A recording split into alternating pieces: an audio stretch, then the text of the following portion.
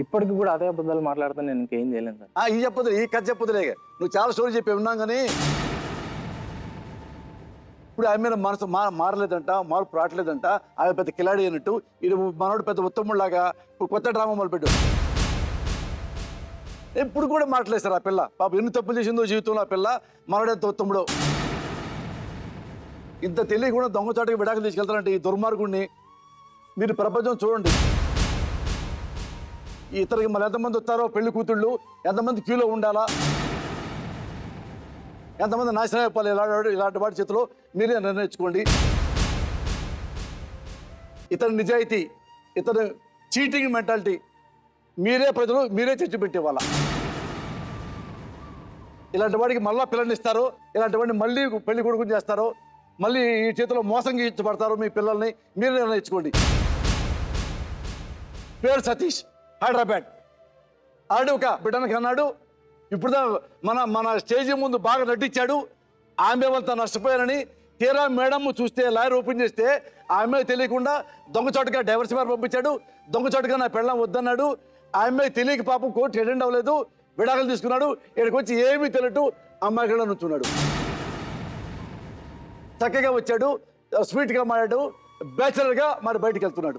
మరి ఊళ్ళో ఇక ఈ లోకంలో ఈ ప్రపంచంలో ఈ హైదరాబాద్లో కానీ ఎక్కడ కానీ ఇలాంటి ముఖానికి ఇలాంటి మగవాడికి మళ్ళీ ఎవరి చేసుకుంటుందో గాడ్ బ్లెస్ యూ.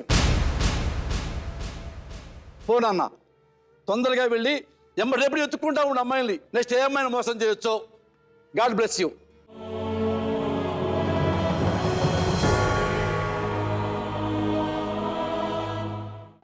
విన్నావుగా, నీకు తెలియకుండా దొంగచాటుగా విడాకులు తీసేసుకున్నాడు. మరి నువ్వేం చేయదలుచుకున్నావు? ఆ బిడ్డను పెట్టుకొని నీకేమైనా ఆలోచన ఉందా?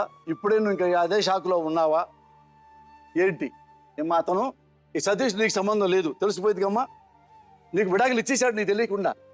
అర్థమైందా? ఇప్పుడు మరి నాన్న, ఇప్పుడు నువ్వేం చేద్దాం అనుకున్నావు నాన్న? భర్త కావాలి. ఏది పాపం ఏది పుణ్యం, ఏది పాపం ఏది పుణ్యం, మౌనమేనా సమాధానం, ఏది దోషం ఎవరి మోసం, అశ్రువేనా తులామానం. ఈ అమ్మాయి ఇక్కడే ఉండిపోయింది సార్ పాపం. చూడు మేడం ఏమంటుందో. ఇదే అది అడ్వాంటేజ్ గా తీసుకుని అమ్మాయి ఎప్పుడో ఇచ్చేసాడమ్మా నీకు డైవర్స్. చేసుకుని అప్పుడే 2 ఏళ్ళు అయిపోతాం, 2-3 ఏళ్ళు అయిపోతాం. నువ్వు ఇంకేమన్నా చెప్పాలా? ఇంకేమన్నా అబద్ధం చెప్పాలనుకుంటే చెప్పేయి. నేను చూడాలనుకుంటున్నాను నన్ను మోసం చేయడానికి నువ్వు ఎంత నీచానికి దిగజారగలవు అని. ఎందుకు ఆలియా, ఎందుకు నువ్వు ఇలా చేసావు? నీకు తెలుసు కదా నానమ్మ తర్వాత నీ ఒక్కదానిని కదా నేను పూర్తిగా నమ్మేది. ఏమన్నావు నువ్వు? ఈ మధ్య అన్నిటినీ మర్చిపోతున్నావా? అది చాలు. వాటిలో ఉన్న శక్తి విషయాన్ని గ్రహించి మనకు వివరిస్తాయి.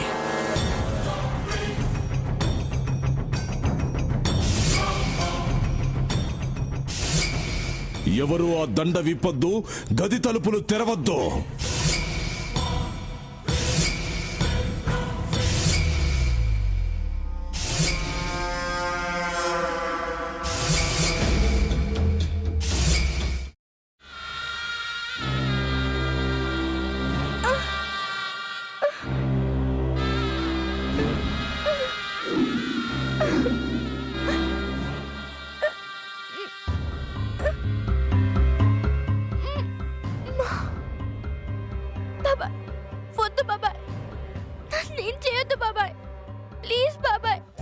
నీకు నిజం తెలిసినప్పుడే నా ఆలోచనలో నువ్వు చచ్చిపోయావు.